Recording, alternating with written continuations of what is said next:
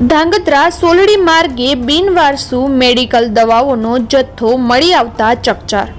ધાંગધ્રા સોલડી માર્ગ પર Jackson agro company સામેના વિસ્તારમાં બિનવારસી હાલતમાં મોટી સંખ્યામાં મેડિકલ દવાઓનો જથ્થો રસ્તા પર રઝળતો જોવા મળ્યો હતો।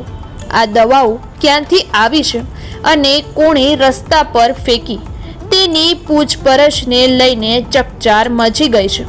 સૂત્રો પાસેથી મળતી માહિતી મુજબ સ્થળ પરથી વિવિધ કંપનીઓની દવાઓના પેકેટો અને બોટલો મળી આવ્યા છે। પ્રાથમિક રીતે લાગે છે કે આ દવાઓ કોઈ મેડિકલ સપ્લાયર, ફાર્મસી કે હોલસેલ ડિસ્ટ્રીબ્યુટર તરફથી ફેંકાયેલી હોઈ શકે, જો કે તેની સત્તાવાર પુષ્ટિ થઈ નથી। આ ઘટનાને લઈને લોકોમાં ચર્ચા શરૂ થઈ ગઈ છે।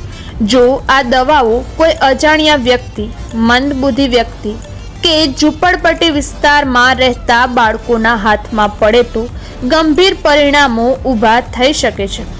સ્થાનિક રહેવાસીઓએ આરોગ્ય વિભાગની આ મામલે તાત્કાલિક તપાસ શરૂ કરવાની માંગણી કરી છે।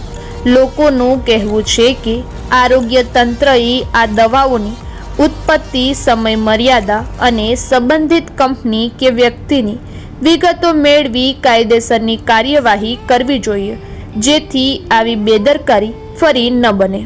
Bureau report, Jayesh Kumar Jhala, Dhrangadhra.